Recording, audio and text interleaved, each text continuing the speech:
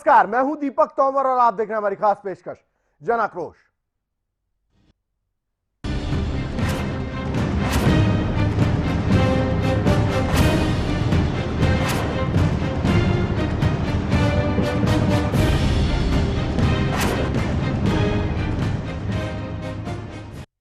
जन आक्रोश में हम बात करते हैं जनता से जुड़ी समस्याओं की, उन समस्याओं से जुड़े जनता के आक्रोश की। और आज जन आक्रोश में हम एक ऐसी समस्या के बारे में बात करेंगे जो देखे अनदेखे रूप से धीरे धीरे एक विकराल रूप धारण करती जा रही है और इतनी आम होती जा रही है कि रोज आए दिन किसी ना किसी की जान उस समस्या की वजह से चली जाती है। जी हां, हम बात कर रहे हैं ओवरलोडिंग की समस्या के बारे में और ओवरलोडिंग की समस्या के विरोध में उठते जन आक्रोश के बारे में। जो लोगों के अंदर ओवरलोडिंग को लेकर जो गुस्सा बढ़ रहा है, जो आक्रोश बढ़ रहा है, आज हम उसी की चर्चा करेंगे। वाहनों में जरूरत से ज्यादा लोड डाला जाता है, जरूरत से ज्यादा सामान लोड किया जाता है, जिसके चलते वो कभी कभी अनियंत्रित होकर पलट जाते हैं, टकरा जाते हैं, जिससे ना केवल उस गाड़ी के ड्राइवर और परिचालक की मौत हो जाती है, बल्कि जो भी जनता, जो भी आम इंसान उस गाड़ी की, उस वाहन की चपेट में आ जाता है, वो भी काल के ग्रास में समा जाता है। पहले आपको दिखाएंगे रिपोर्ट, उसके बाद करेंगे और चर्चा।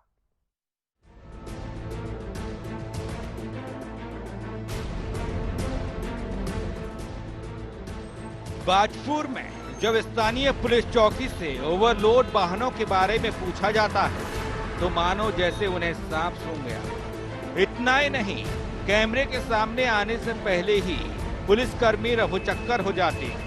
वहीं परिवहन विभाग के अधिकारी भी इन ओवरलोड वाहनों पर कार्यवाही करने से घबराते हुए नजर आते। पूरे प्रशासन को देखा जाए तो ऐसा लगता है जैसे मानो ओवरलोड कर रहे वाहनों को प्रशासन का संरक्षण मिल रहा है। अगर ऐसा है तो क्यों ओवरलोड पर कार्यवाही करने से प्रशासन कतराता क्यों? या कहें कि ओवरलोड वाहन का सिलसिला प्रशासन की देखरेख में प्रशासन की नजरों के सामने क्यों नहीं आता? ये अंधेर नगरी चौपट राजा सुनी थी कहावत अब है। ये 500 कुंटल के हाईवे इस स्पीड से चलते हैं कि इनका पता नहीं है किस समय कहां से किधर को निकल जाए। ये एक सप्ताह में दूसरा हादसा हो गया। एक आदमी हमारा हॉस्पिटल में भर्ती है जो दलित समाज का है, बहुत गरीब आदमी है, इलाज के लिए पैसे नहीं है, और गाड़ी वाले यहाँ पुलिस आती है और ये दूसरा हादसा है और डेली यहाँ हादसा होने की संभावना बनी रहती है।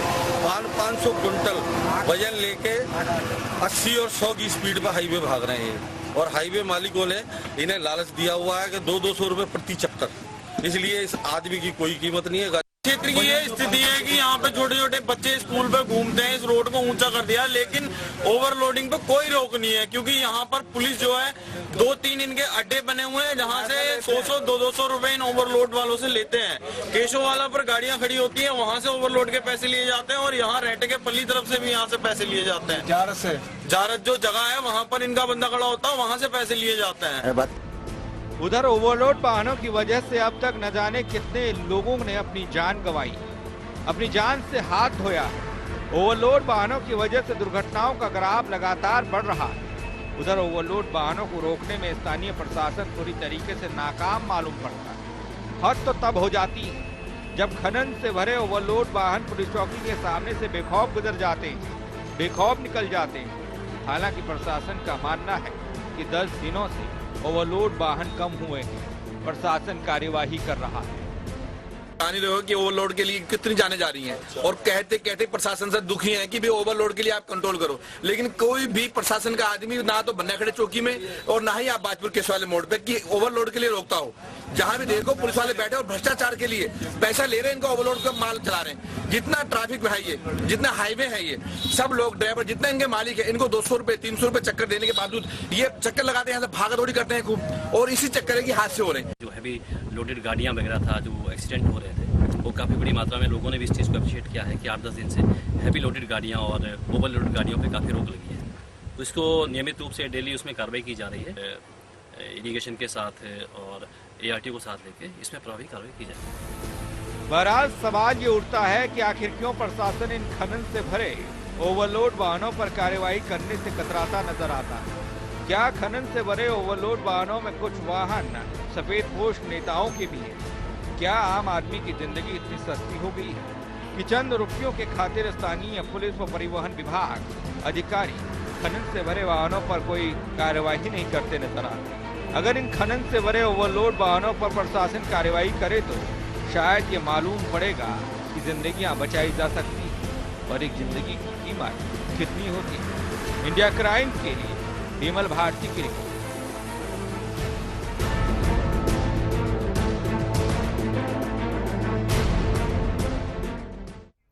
जी हां, तो आपने देखा कि किस तरीके से खुद प्रशासन की सरपरस्ती में ये ओवरलोडेड वाहन बिना डर के, बिना खौफ के सड़कों पर बेखौफ घूमते हैं। इन्हें कोई डर नहीं होता इस बात का कि ये कानून का उल्लंघन कर रहे हैं और साथ ही अपनी जान के साथ तो खिलवाड़ कर ही रहे हैं, बल्कि उस बेचारे को भी ले मरेंगे साथ में जो इनकी चपेट में आ जाएगा। खनन माफियाओं के चलते खनन होता है और जो ओवरलोडिंग होती है, जो कैपेसिटी होती है, जो वॉल्यूम होता है किसी भी वाहन का, उससे जरूरत से ज्यादा सामान उसमें भर दिया जाता है, जिसके चलते आए दिन हम लोग देखते हैं कि लोगों की जानें जाती हैं, हादसे होते हैं। कभी नियंत्रित होकर ये वाहन जा गिरते हैं कहीं और कभी दूसरे वाहनों से टकरा जाते हैं, जिसका नतीजा साफ तौर पर आप भी समझ सकते हैं कि क्या होता है। वही दूसरी तरफ ना ही ट्रैफिक पुलिस, ना पुलिस और साथ ही ना आरटीओ, कोई भी नहीं जो इस समस्या की ओर ध्यान दे। सिर्फ औपचारिकता मात्र के लिए कभी कोई स्टेप उठाया जाता है। सवाल एक बड़ा खड़ा होता है कि अगर ये प्रशासन इतना सक्षम नहीं तो फिर ये इनकी सरपरस्ती में ये वाहन कैसे घूम रहे हैं, और अगर सक्षम है प्रशासन और वाकई औपचारिकता को छोड़कर कदम उठाना चाहता है तो फिर मुझे नहीं लगता कि शायद किसी भी तरह से इस तरीके के वाहन ओवरलोडिंग कर सड़क पर यूं बेखौफ निकलेंगे।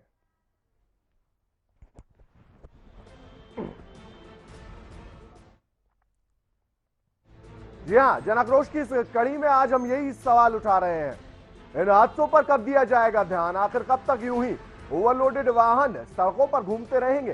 क्या कर रहा है प्रशासन? और साथ ही ओवरलोडिंग से जान जाने का सिलसिला कब तक चलता रहेगा? आखिर कब तक होती रहेगी ओवरलोडिंग? इन हादसों पर कब दिया जाएगा ध्यान? जी हां, बड़ा एक सवाल उठता है। आए दिन हम लोग देखते हैं कि कहीं ना कहीं किसी जगह पर ओवरलोडेड वाहन की वजह से किसी ना किसी की जान चली जाती है। कभी कोई वाहन की चपेट में आ जाता है तो कभी वाहन अनियंत्रित होकर दूसरे से जा टकराता है। तो इन सारी चीजों को देखकर साफ लगता है कि प्रशासन जरूर कहीं ना कहीं एक बेरुखी अपनाए हुए है और बिल्कुल ध्यान नहीं दे रहा है इन वाहनों के ऊपर।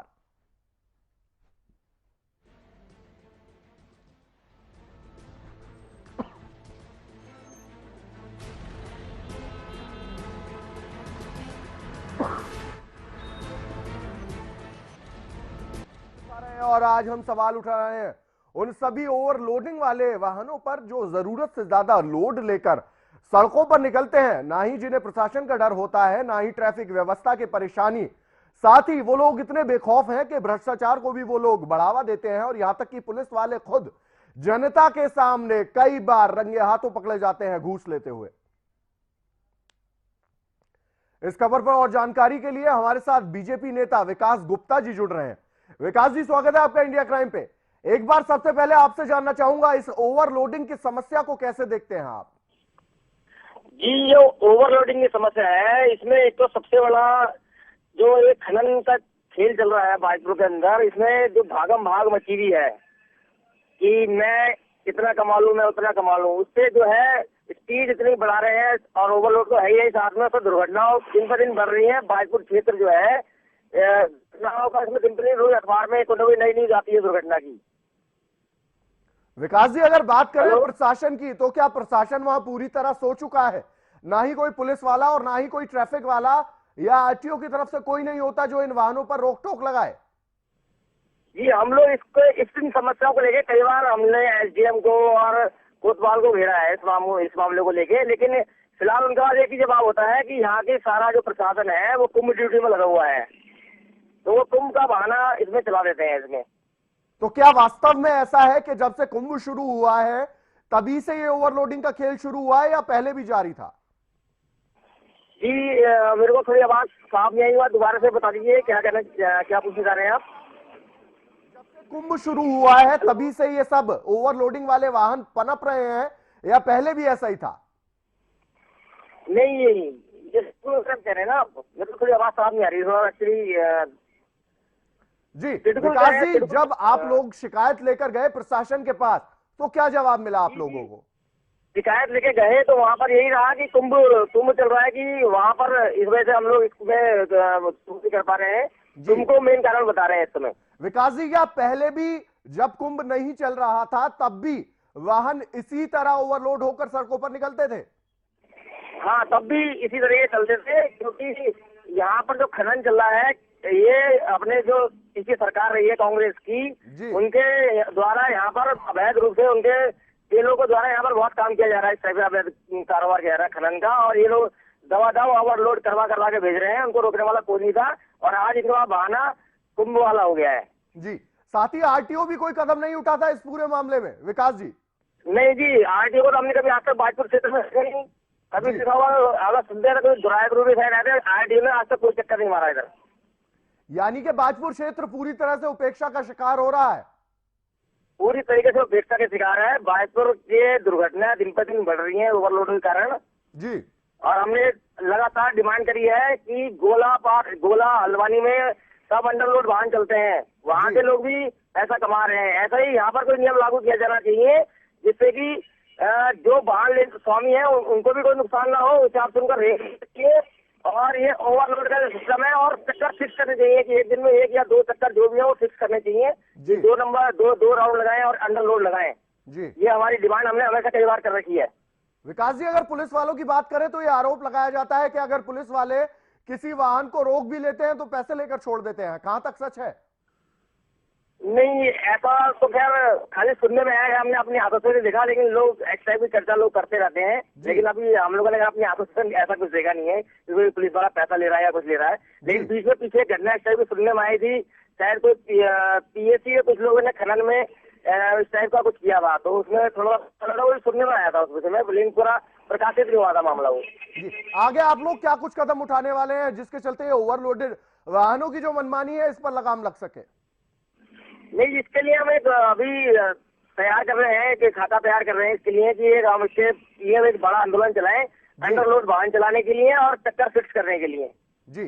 चलिए विकास जी, आपका बहुत बहुत शुक्रिया हमारे साथ जुड़ने के लिए और चर्चा करने के लिए। तो ये हमारे साथ जुड़े हुए थे विकास गुप्ता जी, भारतीय जनता पार्टी के नेता थे, और ये बता रहे थे कि किस तरीके से सड़कों पर मनमानी चल रही है ओवरलोडेड वाहनों की। जनआक्रोश में फिलहाल रुकेंगे एक छोटे से ब्रेक के लिए। ब्रेक के बाद भी इसी खबर पर हम चर्चा जारी रखेंगे, आप जाइएगा नहीं, देखते रहिए इंडिया क्राइम।